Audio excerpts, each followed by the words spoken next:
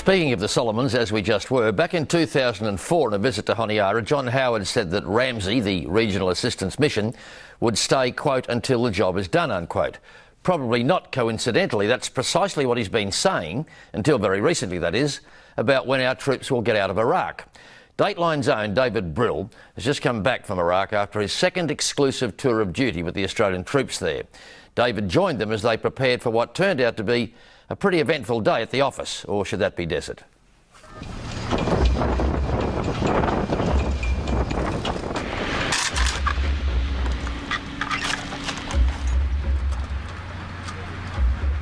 It's early morning and the soldiers from Overwatch Battle Group West are getting ready to go out on patrol. This isn't a training exercise. The men are being briefed to expect trouble.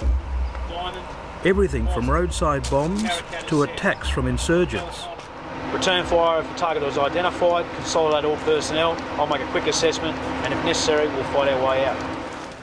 The commander is Lieutenant Colonel Mick May. He tells me he wants to meet with a local sheikh. Today we're going forward, I'm going to be speaking to Sheikh Reza, who is the co-paramount sheikh for the Al Zayadi tribe, the largest tribe in Al Mathana province.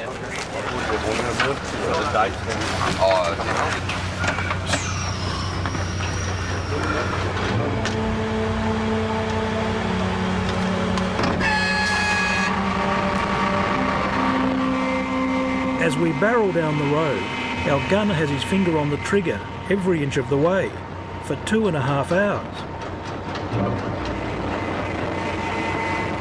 We've now crossed back into Al Mathana province. It's where the Australians were first deployed in the south before handing over security to the Iraqis.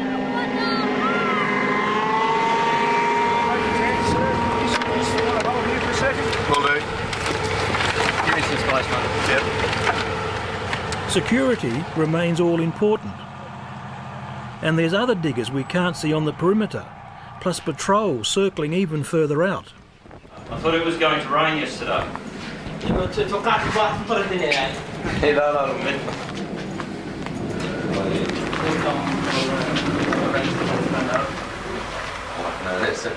The meeting begins with small talk, but it's also an opportunity to pick up much-needed intelligence about the local area. You know, Sheikh, that you're always welcome in Australia. Sheikh Raysan has problems with feuding families who have taken up weapons to solve their dispute.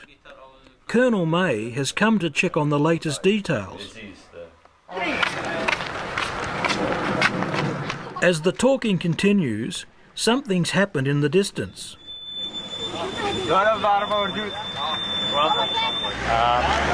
We're unsure at the moment. The kids are pointing to something. I can hear a bit of noise over there. Yeah, I think they saw something themselves. Boys, get ready, we're going to collapse in. Our work, Trigger, you'll collapse in first. Collapse in means the patrols are drawing back to defend their position. It seems one of the patrols operating further out has been attacked. أنا عندي القائد الأسترالي هسه أمرني ويمكن جيش المهدي ضاربين واحدة من دورياتهم. The Mahdi army is made up of fighters loyal to Muqtada al-Sadr, one of Iraq's leading Shia clerics. زين طلعنا جيش وشرطة على المنطقة خافية أنا أقول. لا مو المنطقة علينا إحنا. لا خاف يصير تعرض لهم هم. أنا أسف اليوم هذا الحدث صار ويوصل الصحفيين. And we are very sorry because now there is media and this accident happened. It would have happened on one of the approaches into Samoa.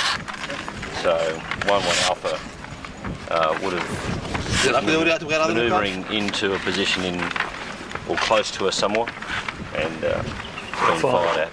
Yeah. Right. Okay. What we'll do now is we'll just stay out of the road and leave this for the police. None of my soldiers have been hurt.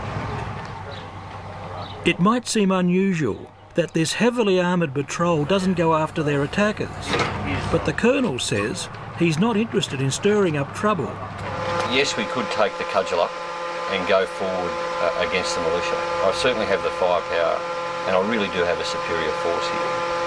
But to actually do that would be like pouring petrol on the bushfire. So what we do is we actually disengage and we leave the sabre rattling up to the militia.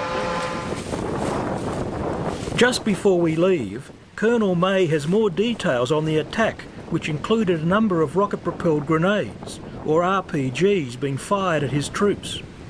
There was something like a report of 5 RPGs being fired at my call sign, a drive-by shooting at long distance. No injuries or casualties occurred, and I was able to discuss it with the Sheikh. So he was very keen to provide us with support. He wanted to grab his weapon. Yeah, I saw him on his phone a lot too. Go with me and charge off after the enemy, but we reassured him that it was a police issue. So there was no harm or offence against our business. And who were these people firing at the Australians, your men? Well, it's not confirmed. It's highly likely that it's Jaish al-Mahdi, the Mahdi army, a mobile patrol. They would have had surveillance on the major roads in. They would have heard via the mobile phone. They would have thrown some RPGs in a car and come out looking for trouble. So, and then clearing off afterwards. And then clearing off as quickly as they can. They do take long shots, impossibly long shots with RPGs, which indicates a lack of expertise and also that they're not very comfortable with firing at Australians because they know we'll bite back.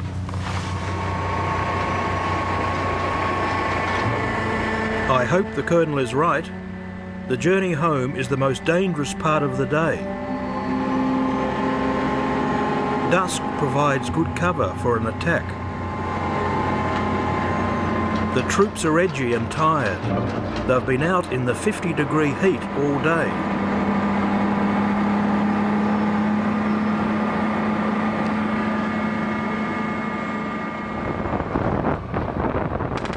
Next morning, it's off to the range for a taste of the battle group's firepower.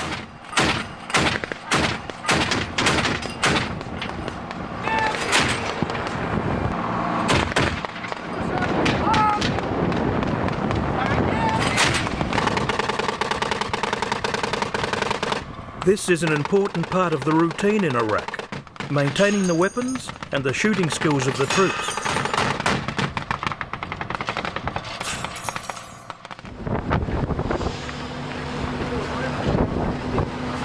At the base that evening, we were just starting to wind down, if that's possible in Iraq, when I heard 3 loud booms. We were under attack. Someone was firing rockets at us. I was ordered to put on my flak jacket, my helmet, and get on the floor. That's where I stayed for 2 hours. I found out later there were no casualties and no damage. We were lucky. I was told Dikar province was one of the safer places in Iraq, but the attack shows just how unstable the country is. The number of attacks on Australian forces since we've arrived in Iraq has increased. There's no doubting that. And with all this tension, and sometimes tedium, what do the diggers do for relaxation? Well, here's one example. This barbecue is held once a month. And here's a classic example of a subunit today, just identifying that they hadn't had time to get together. There's a couple of awards and announcements, and just by using their own common sense in regards to thinking about coming together and looking for it, we all share a common goal, and providing an opportunity for everyone to get together and let a bit of stress out. But letting a bit of stress out can sometimes land the soldiers and the army in hot water. Am I a woman? No. These controversial images of troops skylarking posted on the internet created a big stink. The army read the riot act to those involved, But the Prime Minister said the boys were just letting off a bit of steam. The incident came in a bad period for the Army. It was still grappling with the controversy surrounding the death of Private Jake Kovco. Colonel, with the Kovco incident and the photos of soldiers letting off a bit of steam, as the PM said, I mean, what are your views about that and the morale in the forces overseas, particularly here in Iraq?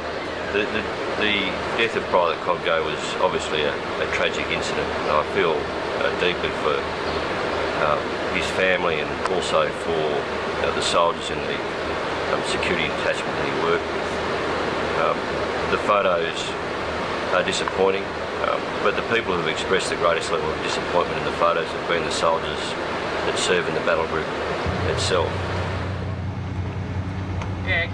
Today, it's time to head out again.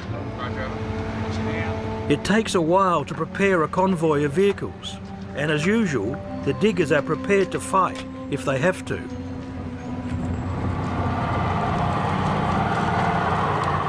We're off to a training camp for Iraqi soldiers, a key part of the mission.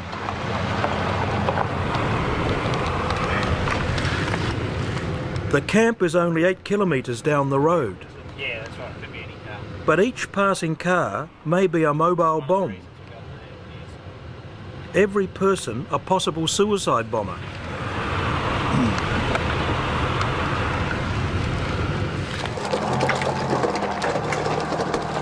You would think the training area would be secure, but Iraq is so unpredictable.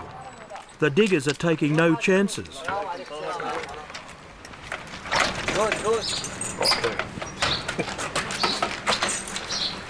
They're checking for booby traps or other nasty surprises that might have turned up overnight. Yeah, you just got to unlock the back door, mate.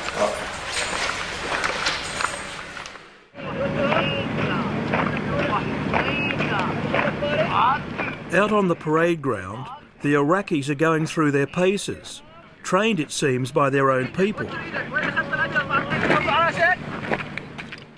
That's different from last time I was here, when the Aussies were doing the training. The other task that we have here in Mathana and Dakar is as a standby force to be prepared to provide assistance to the Iraqi security forces should the security situation turn bad.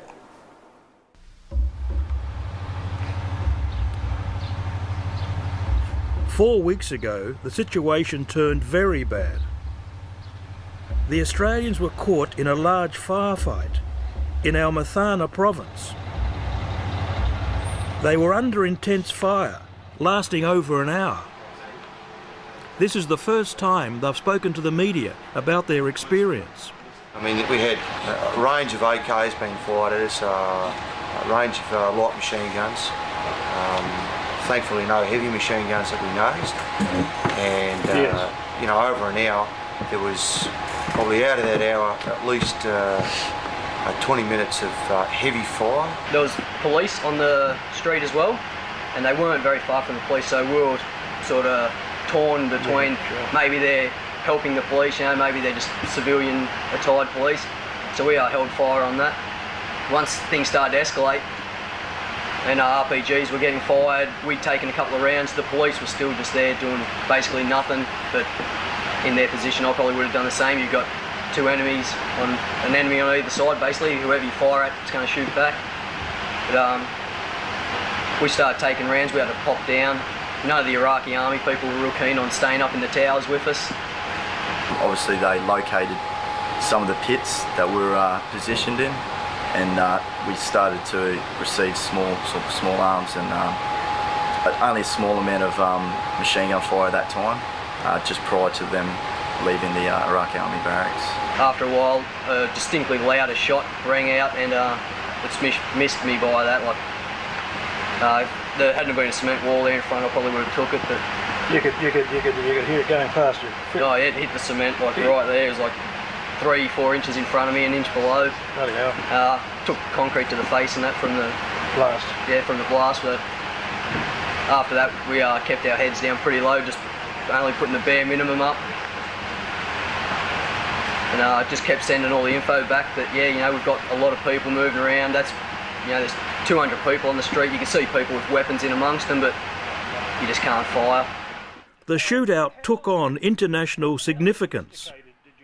The Chief of the British Army cited it as an example of how foreign forces in Iraq were making the security situation worse, not better. He said that British troops should be withdrawn soon. I was there just a week or two ago, and there'd been into Al-Muthana province, an Australian patrol going to have a meeting with a leader, and it was attacked. And the view was simply by the local militias, you've left here, why have you come back? Your presence isn't welcome. And they were attacked on that basis. The situation would be far worse if we weren't here. And every country and nation here is entitled to their opinion about the war in Iraq. And his comments aside, the fact remains that we're here at the invitation of the Iraqi government. We're here to help Iraq become a stable country, and that stability will only be arrived at by an Iraqi solution. They were looking after the threat that was affecting us so we can actually achieve the break. Before I finish interviewing the soldiers, there's an emergency alarm. In that way as well, so take cover. They bolt out of the tent. They're like cats on a hot tin roof after the rocket of a couple of days ago. But it turns out this is only a false alarm. Meanwhile, even as international debate intensifies about whether foreign forces should pull out of Iraq, if you listen to the Colonel, there is progress being made. You can become very Baghdad-centric. You can look at incidents of terrorism from a global perspective and say that you know, progress isn't being made. But we're well on the path to handing Iraq across to the Iraqis. We've got a vital role to play in that, and you know, we're at the leading edge of that process.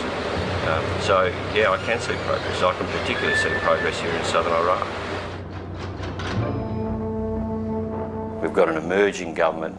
We've got emerging provinces that are coming under Iraqi control, and we're seeing the emergence of an Iraqi solution.